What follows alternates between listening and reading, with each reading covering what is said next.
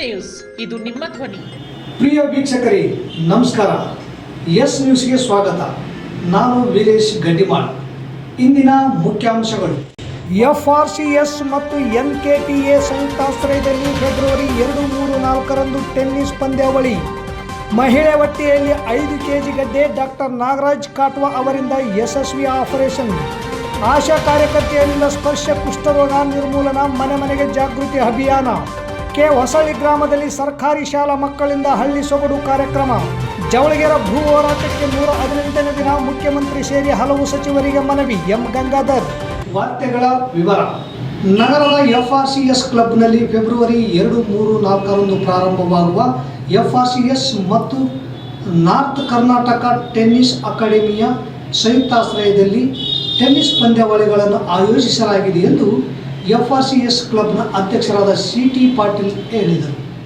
ನಗರದ ನೂತನ ಪತ್ರಿಕಾ ಭವನದಲ್ಲಿ ಸುದ್ದಿಗೋಷ್ಠಿಯನ್ನು ನಡೆಸಿ ಮಾತನಾಡಿದ ಅವರು, ಟೆನ್ನಿಸ್ ಟೂರ್ನಮೆಂಟ್ ಆಯೋಜಿಸುವ ಪಂದ್ಯಾವಳಿಗಳಲ್ಲಿ ಭಾಗವಹಿಸುವವರು ನಾರ್ತ್ ಕರ್ನಾಟಕ ಟೆನ್ನಿಸ್ ಅಕಾಡೆಮಿಯಲ್ಲಿ ಕಡ್ಡಾಯವಾಗಿ ಸದಸ್ಯರಾಗಿರಬೇಕು ಹಾಗೂ ನಾರ್ತ್ ಕರ್ನಾಟಕ ಟೆನ್ನಿಸ್ ಅಕಾಡೆಮಿಯ ವ್ಯಾಪ್ತಿಗೊಳಪಟ್ಟ 15 ಜಿಲ್ಲೆಗಳನ್ನು ಹೊರತುಪಡಿಸಿ ಉಳಿದವರು ಸದಸ್ಯರಾಗಲು ಕೆಲವು ಷರತ್ತುಬದ್ಧ ನಿಯಮಗಳನ್ನು ಅನುಸರಿಸಬೇಕು. ಇದರ ಉದ್ದೇಶ ದೇಶದ ಮಹಾನಗರಗಳಲ್ಲಿರುವ ಸಕಲ ಸೌಲಭ್ಯಗಳೊಂದಿಗೆ ಸ್ಥಾಪಿಸಲ್ಪಟ್ಟ ಟೆನ್ನಿಸ್ ಅಕಾಡೆಮಿಯಂತೆ ಈ 15 ಜಿಲ್ಲೆಗಳಲ್ಲಿಯೂ ಸಹ ನಾರ್ತ್ ಕರ್ನಾಟಕ ಟೆನ್ನಿಸ್ ಅಕಾಡೆಮಿಯ ಅಧೀನದಲ್ಲಿ ಟೆನ್ನಿಸ್ ಅಕಾಡೆಮಿ ಪ್ರಾರಂಭಿಸಬೇಕಾಗಿದೆ ಎಂದರು. ಈ ಸಂದರ್ಭದಲ್ಲಿ RC ಪಾಟೀಲ್, ಮುರಳೀಧರ ರೆಡ್ಡಿ, ವಿಶ್ವನಾಥ ಪಾಟೀಲ್, ಶಿವರಾಜ್ ಹಟ್ಟಿ, ರವಿ ಇದ್ದರು. ಮತ್ತು ಇದೇ ವರ್ಷ ಮತ್ತೆ ಜನವರಿಯಲ್ಲೇ ಮಾಡಬೇಕಾಯಿತು. ಕೆಲವು ಅನಾನುಕೂಲದಿಂದ ಒಂದು 15 ದಿನ ಮುಂದೆ ಹೋಗಿ ಫೆಬ್ರವರಿ 1st ವೀಕ್ನಲ್ಲಿ ಮಾಡ್ತಾ ಇದ್ವಿ. ಮತ್ತೆ ಅದೇ ವೆಟ್ರನ್ಸ್ ಅಂದರೆ 35+, 45+, 55+ ಮತ್ತು 65+ ಈ ಥರ ಒಂದು ಏಜ್ ಗ್ರೂಪಲ್ಲಿ ಲಾಂಗ್ ಟೆನ್ನಿಸ್ ಟೂರ್ನಮೆಂಟ್ ಮಾಡ್ತಾ ಇದ್ವಿ. ಮತ್ತು 35, 45, 55, 65 ಸಿಂಗಲ್ಸು ಮತ್ತು ಡಬಲ್ಸ್ ಹಿರಿಯ ಆಟಗಾರರಿಗೆ ಮತ್ತು ಓಪನ್ ಅಂದರೆ ಮಕ್ಕಳಿಗಾಗಿ ಓಪನ್ ಸಿಂಗಲ್ಸು ಮತ್ತು ಡಬಲ್ಸನ್ನು ಸಿಂಧನೂರಿನ ಹಿತಸೋಷನ್ ನಗರಸಭೆ ಹತ್ತಿರ ಇರೋ ಹಿತಸೋಷನ್ನಲ್ಲಿ ಟೂರ್ನಮೆಂಟ್ ನಡೆಸಲಾಗುವುದು. ಇಲ್ಲಿ ಈ ಭಾಗದಲ್ಲಿ ಆಡತಕ್ಕಂಥ ಎಲ್ಲ ಸುಮಾರು ಹಿರಿಯ ಆಟಗಾರರು ಸೇರಿ ನಾವೇ ನಮ್ಮದೊಂದು ಅಸೋಸಿಯೇಷನ್ ಮಾಡ್ಕೊಂಡು ಉತ್ತರ ಕರ್ನಾಟಕ ಅಂತೇಳಿ ಈಗಾಗಲೇ 500 ಜನ ಏನು ಟೆನ್ನಿಸ್ ಆಟಗಾರಿದ್ದಾರೆ. ಅದರಲ್ಲಿ 300 ಜನ ಮೆಂಬರ್ ಆಗಿದ್ದಾರೆ. ಇದಕ್ಕೆ ಓನ್ ಕ್ರಿಯೇಟ್ ಫಂಡ್ ಏನು ಯಾವುದು ಗೌರ್ಮೆಂಟಲ್ಲಿ ಮತ್ತೊಂದಲ್ಲಿ ಮಾಡೋಂಗಿಲ್ಲ. ಇದಕ್ಕೆ ಅಜೀವ ಸದಸ್ಯತ್ವ ಶುಲ್ಕ ಮತ್ತು ಸದಸ್ಯತ್ವ ಶುಲ್ಕ ಅಂತ ಮಾಡಿಕೊಂಡು ಈ ಒಂದು ಫಂಡನ್ನು ಅವರೇ ಕ್ರಿಯೇಟ್ ಮಾಡ್ಕೊಳ್ತಾರೆ. ಇದು ಜಮಖಂಡಿಯಲ್ಲಿ ಕಳೆದ 2 ವರ್ಷಗಳ ಹಿಂದೆ ಸರ್ ಅವರ ಒಂದು ಸೂಚನೆ ಅಂದರೆ ಇವರೊಂದು ಫ್ಯಾಷನ್ ಇತ್ತು. ಅದು ಅಂದರೆ ಇವರೊಂದು ಕನಸಿತ್ತು. ಸಿಟಿ ಪಾಟೀಲ್ ಕನಸಿನ ಕೂಸೆ NKTA ಇವ್ರ ಕಾನ್ಸೆಪ್ಟ್ ಬಂದಂಥದ್ದು. ಎಲ್ಲರೂ ಅದನ್ನು ಸ್ವೀಕಾರ ಮಾಡ್ಕೊಂಡಿದ್ದಾರೆ. ಅದಕ್ಕೆಲ್ಲರೂ ಸಪೋರ್ಟ್ ಮಾಡ್ತಿದ್ದಾರೆ. ಹೀಗಾಗಿ ಪ್ರತಿ ವರ್ಷ ಅವರವ್ರ ಊರಲ್ಲಿ ಟೆನ್ನಿಸ್ ಟೂರ್ನಮೆಂಟ್ ನಡೆಸ್ತಾ ಇದ್ದಾರೆ. ಮಹಿಳೆಯ ಹೊಟ್ಟೆಯಲ್ಲಿದ್ದ 5 kg ಗಡ್ಡೆಯನ್ನು ಹೊರತೆಗೆದ ಸರ್ಕಾರಿ ಆಸ್ಪತ್ರೆಯ ಮುಖ್ಯ ವೈದ್ಯಾಧಿಕಾರಿ ಡಾಕ್ಟರ್ ನಾಗರಾಜ ಕಾಟ್ವಾ ಅವರು ಯಶಸ್ವಿಯಾಗಿ ಆಪರೇಷನ್ ಮಾಡಿ ಆ ಮಹಿಳೆ ಆರೋಗ್ಯವಾಗಿರಲು ಕಾರಣರಾಗಿದ್ದಾರೆ. ನಗರದ ನಿವಾಸಿ ಮಹಿಳೆ ಅನ್ನಪೂರ್ಣ ಹೊಟ್ಟೆಯಲ್ಲಿ ಗಡ್ಡೆ ಬೆಳೆದು ದಿನನಿತ್ಯ ಪರದಾಡುತ್ತಿದ್ದಳು.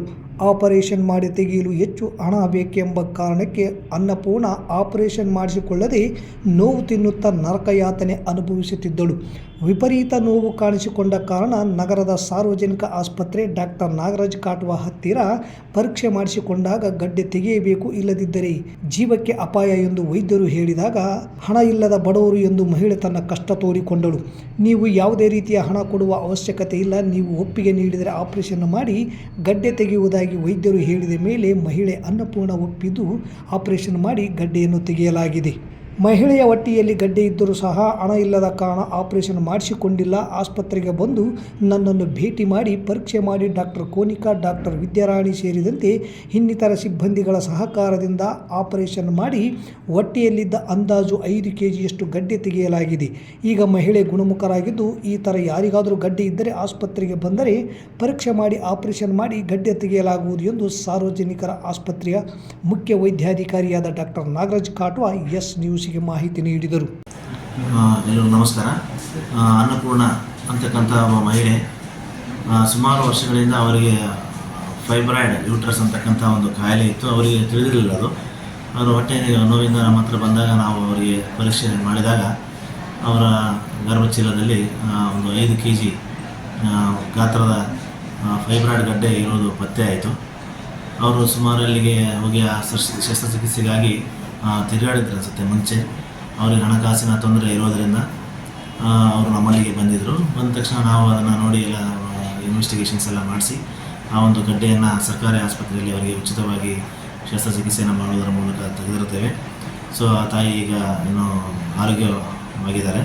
ಸೊ ಇಂಥ ಯಾವುದಾದ್ರೂ ಕಾಯಿಲೆಗಳು ಇದ್ದಲ್ಲಿ ಸರ್ಕಾರಿ ಆಸ್ಪತ್ರೆಯಲ್ಲಿ ತಾವು ಆಯುಷ್ಮಾನ್ ಭಾರತ್ ಸ್ಕೀಮ್ನಲ್ಲಿ ಉಚಿತವಾಗಿ ಅವರಿಗೆ ಶಸ್ತ್ರಚಿಕಿತ್ಸೆಗಳನ್ನು ಮಾಡಿಸ್ಕೋಬೋದು ಅಂತ ನಾನೆಲ್ಲ ಜನರಿಗೆ ಹೇಳಿಕ್ಕೆ ಇಷ್ಟಪಡ್ತೀನಿ. ಹೆಸರು ಸರ್? ನಿಮ್ಮ ಹೆಸರು? ನನ್ನ ಹೆಸರು ಡಾಕ್ಟರ್ ನಾಗರಾಜ್ ಕಾಟ್ವಾ, ಮುಖ್ಯ ವೈದ್ಯಾಧಿಕಾರಿ, ಸಾರ್ವಜನಿಕ ಆಸ್ಪತ್ರೆ, ಸಿಂಧನೂರು. ಜಿಲ್ಲಾಡಳಿತ, ಜಿಲ್ಲಾ ಪಂಚಾಯತ್, ಜಿಲ್ಲಾ ಆರೋಗ್ಯ ಮತ್ತು ಕುಟುಂಬ ಕಲ್ಯಾಣ ಇಲಾಖೆ ವತಿಯಿಂದ ಕುಷ್ಠರೋಗ ನಿರ್ಮೂಲನಾ ಕಾರ್ಯಕ್ರಮ ಸ್ಪರ್ಶ ಕುಷ್ಠರೋಗ ಜಾಗೃತಿ ಅಭಿಯಾನ ಹಮ್ಮಿಕೊಳ್ಳಲಾಗಿದೆ ಎಂದು ಸಾರ್ವಜನಿಕ ಆಸ್ಪತ್ರೆಯ ಡಾಕ್ಟರ್ ನಾಗರಾಜ್ ಕಾಟ್ವಾ ಹೇಳಿದರು. ಜನವರಿ 30ರಿಂದ ಫೆಬ್ರವರಿ 13ರವರೆಗೆ ಕುಷ್ಠರೋಗದ ಬಗ್ಗೆ ಜನಜಾಗೃತಿ ನಡೆಯಲಿದೆ. ಈ ಕಾಯಿಲೆಯ ಲಕ್ಷಣಗಳು ಮೈ ಮೇಲೆ ಮಚ್ಚೆ ಬರುತ್ತದೆ, ಸ್ಪರ್ಶ ಜ್ಞಾನ ಇರುವುದಿಲ್ಲ. 5ಕ್ಕಿಂತ ಕಡಿಮೆ ಮಚ್ಚೆ ಇದ್ದರೆ 6 ತಿಂಗಳುಗಳ ಕಾಲ ಚಿಕಿತ್ಸೆ ಪಡೆಯಬೇಕಾಗುತ್ತದೆ. 5ಕ್ಕಿಂತ ಹೆಚ್ಚು ಮಚ್ಚೆಗಳಿದ್ದರೆ 1 ವರ್ಷಗಳ ಕಾಲ ಚಿಕಿತ್ಸೆಯನ್ನು ಕುಷ್ಠರೋಗಿಗಳು ತೆಗೆದುಕೊಳ್ಳಬೇಕಾಗುತ್ತದೆ. ಸಾರ್ವಜನಿಕರು ಕುಷ್ಠರೋಗದ ಬಗ್ಗೆ ಸರಿಯಾದ ಮಾಹಿತಿ ತಿಳಿದುಕೊಳ್ಳಬೇಕು. ಕುಷ್ಠರೋಗ ಶಾಪವಲ್ಲ, ಗುಣಪಡಿಸಬಹುದಾದಂಥ ಈ ಕಾಯಿಲೆಯ ಕಳಂಕವನ್ನು ಕೊನೆಗಣಿಸಿ ಘನತೆಯನ್ನು ಎತ್ತಿ ಹಿಡಿಯಿರಿ ಎಂದು ಮನೆ ಮನೆಗೆ ಜಾಗೃತಿ ಮೂಡಿಸುವ ಕೆಲಸವನ್ನು ಕಾರ್ಯಕರ್ತೆಯರು ಮಾಡುತ್ತಿದ್ದಾರೆ. ಇದರ ಸದುಪಯೋಗ ಪಡೆದುಕೊಂಡು ಕುಷ್ಠರೋಗ ಮುಕ್ತ ಸಮಾಜಕ್ಕೆ ಸಹಕಾರ ನೀಡುವಂತೆ ಸಾರ್ವಜನಿಕರಲ್ಲಿ ಸರ್ಕಾರಿ ಆಸ್ಪತ್ರೆಯ ಡಾಕ್ಟರ್ ನಾಗರಾಜ್ ಕಾಟ್ವಾ ಅವರು ಮನವಿ ಮಾಡಿಕೊಂಡರು. ಆರೋಗ್ಯ ಇಲಾಖೆ ವತಿಯಿಂದ ಸ್ಪರ್ಶ ಕುಷ್ಠರೋಗ ಜಾಗೃತ ಅಭಿಯಾನವನ್ನು ಹಮ್ಮಿಕೊಂಡಿದ್ದೇವೆ. ಈ ಅಭಿಯಾನವು 30ನೇ ಜನವರಿಯಿಂದ ಫೆಬ್ರವರಿ 13ನೇ ತಾರೀಕುವರೆಗೂ ನಡೆಯುತ್ತೆ. ಸೊ ಈ ಒಂದು ಅಭಿಯಾನದಲ್ಲಿ ನಾವು ಕುಷ್ಠರೋಗದ ಬಗ್ಗೆ ಜನಜಾಗೃತಿಯನ್ನು ಮೂಡಿಸಲಿದ್ದೇವೆ. ತುಂಬ ಜನರಿಗೆ ಗೊತ್ತಿಲ್ಲ, ಈ ಒಂದು ಕುಷ್ಠರೋಗ ಅಂದರೆ ಅನುವಂಶಿಕ ಕಾಯಿಲೆ ಅಂತ ತಿಳ್ಕೊಂಡಿರ್ತಾರೆ. ಆದರೆ ಕುಷ್ಠರೋಗ ಅನ್ನುವಂಥದ್ದು ಇದು ಮೈಕ್ರೋಬ್ಯಾಕ್ಟೀರಿಯಂ ಲೆಪ್ರೆ ಅಂತಕ್ಕಂತಹ ಒಂದು ಬ್ಯಾಕ್ಟೀರಿಯಿಂದ ಬರುವಂತಹ ಕಾಯಿಲೆ. ಸೊ ಹಾಗಾಗಿ ಸಾರ್ವಜನಿಕರು ಈ ಒಂದು ಕುಷ್ಠರೋಗದ ಬಗ್ಗೆ ಎಲ್ಲರೂ ತಿಳಿದುಕೊಳ್ಬೇಕು. ಇದು ಒಂದು ಬ್ಯಾಕ್ಟೀರಿಯಾದಿಂದ ಬರ್ತಕ್ಕಂಥ ಕಾಯಿಲೆ. ಇದು ಚರ್ಮ ಮತ್ತು ನರರೋಗಗಳಿಗೆ ಸಂಬಂಧಪಟ್ಟಂತಹ ಕಾಯಿಲೆ. ಇದು ಯಾರಿಗೂ ಶ್ರೀಮಂತರು, ಬಡವರು, ಮೇಲಿರು, ಅಂತಕ್ಕಂಥ ಯಾವುದೇ ಒಂದು ಭೇದ ಭಾವ ಇದ್ದರೆ ಎಲ್ಲ ಜನರಿಗೆ ಆಗುವಂತಹ ತಾಲೂಕಿನ ಕೆ ಹೊಸಳ್ಳಿ ಗ್ರಾಮದ ಸರ್ಕಾರಿ ಹಿರಿಯ ಪ್ರಾಥಮಿಕ ಶಾಲೆಯಲ್ಲಿಂದು ನಗರೀಕರಣ ಹಾಗೂ ಜಾಗತೀಕರಣದ ಪರಿಣಾಮವಾಗಿ ಹಳ್ಳಿಯ ಜೀವನ ಶೈಲಿ ಮಾಯವಾಗಿ ಆಧುನಿಕತೆಯ ಭರದಲ್ಲಿ ಮೂಲೆ ಗುಂಪಾಗುವುದನ್ನು ತಡೆಗಟ್ಟುವ ನಿಟ್ಟಿನಲ್ಲಿ ಶಾಲಾ ಮಕ್ಕಳಿಂದ ಹಳ್ಳಿ ಸೊಗಡು ಕಾರ್ಯಕ್ರಮ ನಡೆಯಿತು.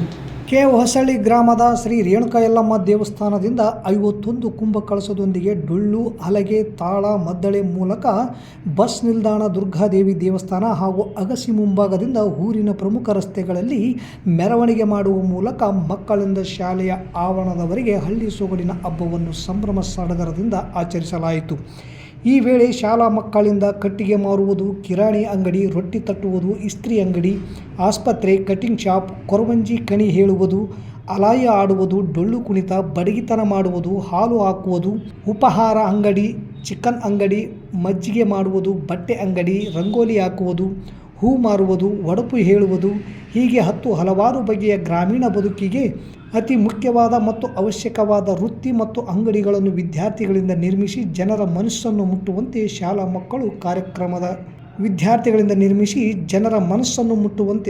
ಮಕ್ಕಳ ಕಾರ್ಯಕ್ರಮ ಗಮನ ಸೆಳೆಯಿತು. ಈ ಸಂದರ್ಭದಲ್ಲಿ ಶಾಲೆಯ ಪ್ರಭಾರಿ ಮುಖ್ಯ ಶಿಕ್ಷಕರಾದ ಹುಸೇನ್ ಸಾಬ್, ಶಿಕ್ಷಕರಾದ ಛತ್ರಪ್ಪ, ದೊಡ್ಡಪ್ಪ, ಕಲ್ಲನಗೌಡ, ಫರ್ವಿನ್, SDMC ಅಧ್ಯಕ್ಷರು, ಸದಸ್ಯರು, ಶಾಲೆಯ ಶಿಕ್ಷಕರು, ಹಳೆಯ ವಿದ್ಯಾರ್ಥಿಗಳಾದ ಚನ್ನಪ್ಪ, ಬಸನಗೌಡ, ಯಮನೂರ್, ಸುರೇಶ್ ಹಾಗೂ ಇನ್ನೂ ಹಲವಾರು ಹಿರಿಯರು, ಯುವಕರು, ಮಹಿಳೆಯರು, ವಿದ್ಯಾರ್ಥಿನಿಯರು ಹೆಚ್ಚಿನ ಸಂಖ್ಯೆಯಲ್ಲಿ ಭಾಗವಹಿಸಿದ್ದರು.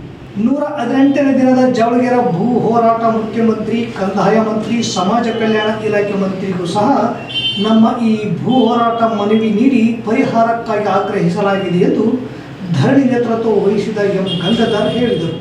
ಸರ್ಕಾರ, ಜಿಲ್ಲಾಡಳಿತ, ಇಲ್ಲಿನ ತಾಲೂಕಾಡಳಿತ ಮೌನ ವಹಿಸಿರುವುದು ತೀವ್ರ ಖಂಡನೀಯ. ಕೂಡಲೇ ಭೂ ಸಮಸ್ಯೆಯನ್ನು ಪರಿಹರಿಸಲು ಜವಳಗೆರೆ ನಾಡಗೌಡರ 4900 ಎಕರೆ ಮರು ತನಿಖೆಯಾಗಬೇಕು. ಅರ್ಜಿ ಸಲ್ಲಿಸಿದ ಭೂಹೀನರಿಗೆ ಪಟ್ಟ ವಿತರಿಸಬೇಕು. ಇಲ್ಲದೆ ಹೋದಲ್ಲಿ ಮುಂದಿನ ದಿನಗಳಲ್ಲಿ ಹೋರಾಟ ವಿವಿಧ ರೂಪದಲ್ಲಿ ತೀವ್ರಗೊಳಿಸಬೇಕಾಗುತ್ತದೆ ಎಂದು ಸರ್ಕಾರಕ್ಕೆ ಎಚ್ಚರಿಸಿದರು.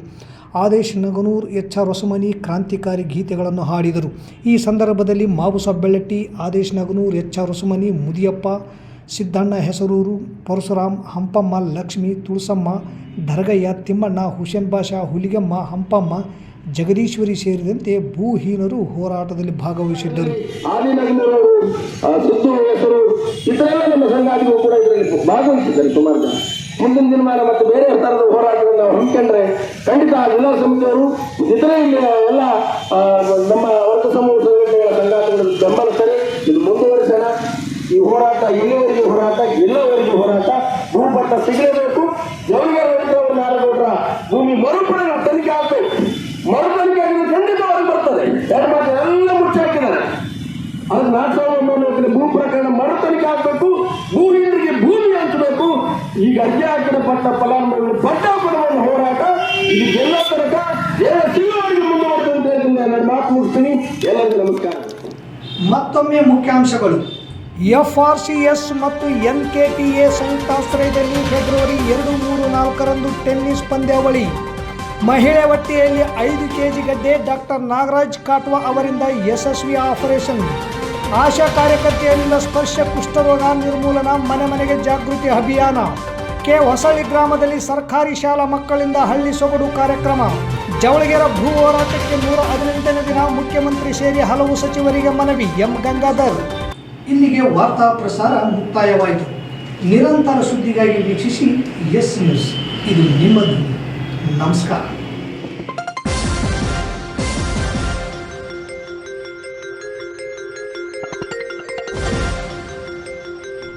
ಎಸ್ ನ್ಯೂಸ್, ಇದು ನಿಮ್ಮ ಧ್ವನಿ.